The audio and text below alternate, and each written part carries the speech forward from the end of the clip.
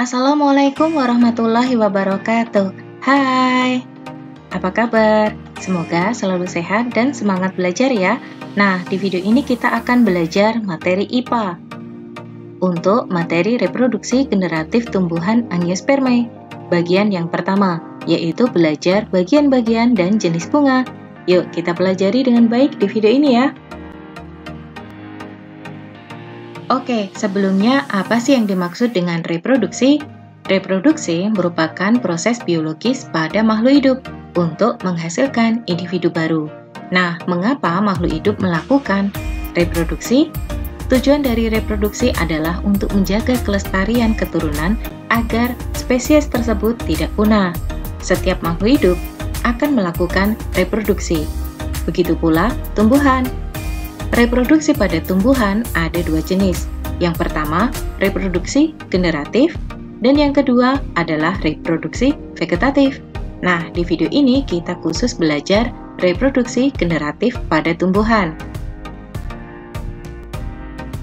Reproduksi generatif pada tumbuhan merupakan perkembangbiakan yang melibatkan perkawinan atau pembuahan sel kelamin betina oleh sel kelamin jantan.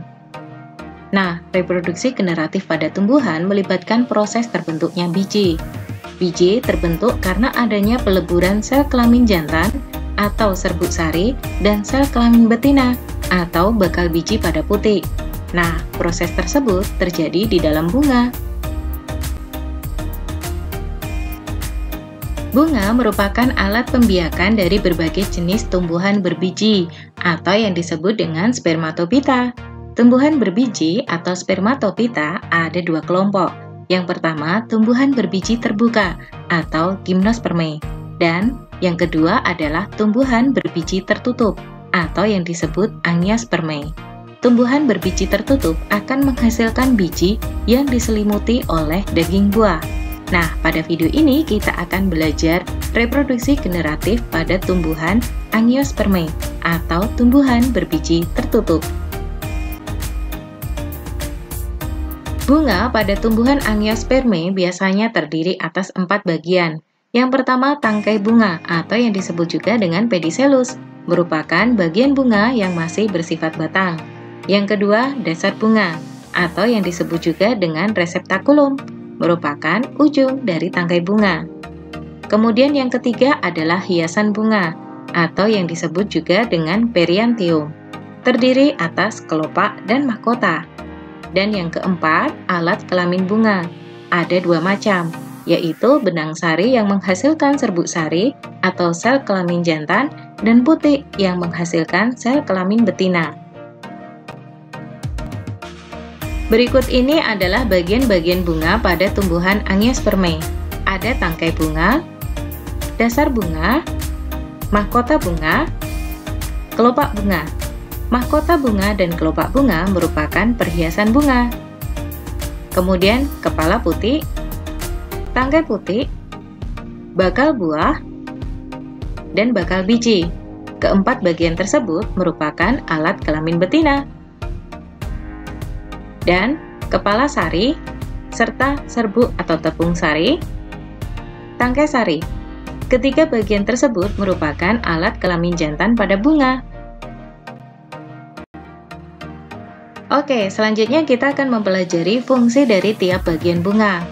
Bagian bunga yang pertama adalah mahkota, atau yang disebut juga dengan corolla. Fungsi dari mahkota bunga adalah untuk menarik serangga yang membantu penyerbukan mereka. Bagian mahkota biasanya berwarna-warni dan terlihat indah. Bagian yang kedua adalah kelopak, atau yang disebut juga dengan calyx. Fungsi dari kelopak bunga adalah untuk melindungi mahkota bunga ketika bunga masih kuncup dan akan terbuka jika mahkota mekar. Selanjutnya adalah benang sari. Fungsi dari benang sari adalah untuk alat kelamin jantan pada tumbuhan berbunga. Benang sari terdiri atas 3 bagian. Yang pertama, tangkai sari atau yang disebut juga dengan filamen. Tangkai sari berguna untuk menopang kepala sari. Bagian yang kedua adalah kepala sari atau yang disebut juga dengan antera. Bagian kepala sari terletak paling ujung dari benang sari Di dalamnya terdapat ruang-ruang untuk menampung serbuk sari. Selanjutnya bagian ketiga dari benang sari, yaitu serbuk sari atau tepung sari atau yang disebut juga dengan polen. Kita perhatikan gambar keberadaan dari polen atau serbuk sari. Serbuk sari terdapat dalam ruang-ruangan di dalam kepala sari. Nah, serbuk sari merupakan bagian dari benang sari yang terdiri dari sel-sel kelamin jantan yang berguna untuk proses penyerbukan dan pembuahan bakal biji. Bagian selanjutnya adalah putik. Fungsi dari putik adalah sebagai alat kelamin betina pada tumbuhan berbunga. Putik terdiri atas 4 bagian. Bagian yang pertama adalah tangkai putik atau yang disebut juga dengan stilus. Tangkai putik berfungsi untuk menopang kepala putik. Bagian yang kedua adalah kepala putik atau yang disebut juga dengan stigma. Kepala putik terletak di paling ujung dari putik yang berfungsi untuk tempat terjadinya penyerbukan oleh serbuk sari. Selanjutnya bagian putik yang ketiga adalah bakal buah atau ovarium. Bakal buah mengandung bakal biji dan terletak di dasar bunga. Fungsi dari bakal buah adalah sebagai tempat terjadinya pembuahan sel telur oleh sel kelamin jantan. Nah, bakal buah akan berkembang menjadi buah yang menyimpan biji setelah pembuahan. Bagian putik yang keempat adalah bakal biji atau yang disebut juga dengan ovulum. Bakal biji atau ovulum biasanya ditemui pada tumbuhan berbiji dan terletak di dalam bakal buah. Pada tumbuhan berbiji tertutup atau angiospermae, bakal biji terbungkus oleh bakal buah. Sedangkan pada tumbuhan berbiji terbuka atau gymnospermae, bakal biji dapat terlihat langsung karena tidak terbungkus oleh bakal buah. Fungsi dari bakal biji adalah untuk melindungi dan menjadi tempat pembuahan sel-sel telur oleh serbuk sari. Selanjutnya, bakal biji yang dibuahi akan berkembang menjadi biji.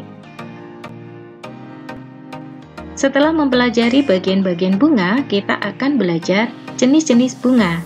Bunga dapat dibedakan berdasarkan keberadaan alat kelaminnya.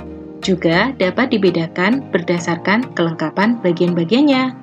Berdasarkan keberadaan alat kelaminnya, bunga dibedakan menjadi bunga sempurna dan bunga tidak sempurna. Sedangkan berdasarkan kelengkapan bagian-bagiannya, bunga dibedakan menjadi bunga lengkap dan bunga tidak lengkap. Bunga sempurna. Bunga sempurna adalah bunga yang memiliki putik sekaligus memiliki benang sari dalam satu organ. Bunga sempurna sering disebut juga dengan bunga banji, bunga hermaprodit, atau bunga berumah satu, karena di dalam satu bunga terdapat 2 alat kelamin sekaligus. Contoh dari bunga sempurna adalah bunga sepatu, bunga mawar, bunga melati, bunga pohon jambu, bunga pohon jeruk, bunga tanaman kopi, bunga matahari, bunga bougainville, serta bunga terung. Bunga tidak sempurna. Bunga tidak sempurna adalah bunga yang hanya memiliki satu alat kelamin saja. Jadi kita bisa menyebutkannya sebagai bunga jantan atau bunga betina. Contoh dari bunga tidak sempurna adalah bunga pohon jagung,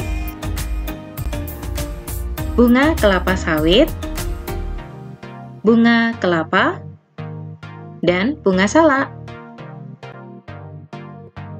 Selanjutnya, bunga berdasarkan kelengkapan bagian-bagiannya. Yang pertama, bunga lengkap. Bunga lengkap adalah bunga yang lengkap bagian-bagiannya, baik alat kelamin maupun perhiasan bunganya. Terdapat kelopak, mahkota, putik, dan benang sari. Bunga lengkap umumnya juga merupakan bunga sempurna. Contoh dari bunga lengkap adalah bunga alamanda, bunga matahari, bunga tanaman terong, bunga mawar, serta bunga sepatu. Bunga tidak lengkap. Bunga tidak lengkap adalah bunga yang tidak lengkap bagian-bagiannya. Umumnya, bunga tidak sempurna juga termasuk bunga yang tidak lengkap. Contoh lain dari bunga tidak lengkap adalah bunga patian kebo yang tidak memiliki perhiasan bunga seperti kelopak dan mahkota. Ada juga bunga lilia gereja yang tidak dapat dibedakan mana bagian kelopak dan mahkotanya. Dengan penjelasan sebelumnya, kita dapat membedakan bunga sempurna dengan bunga lengkap. Bunga sempurna ditinjau dari keberadaan alat kelaminnya, memiliki putik dan benang sari. Sedangkan bunga lengkap ditinjau dari keberadaan alat kelaminnya dan perhiasan bunga, memiliki putik, benang sari, mahkota, dan kelopak. Oke, kita sudah selesai belajar. See you. Wassalamualaikum warahmatullahi wabarakatuh.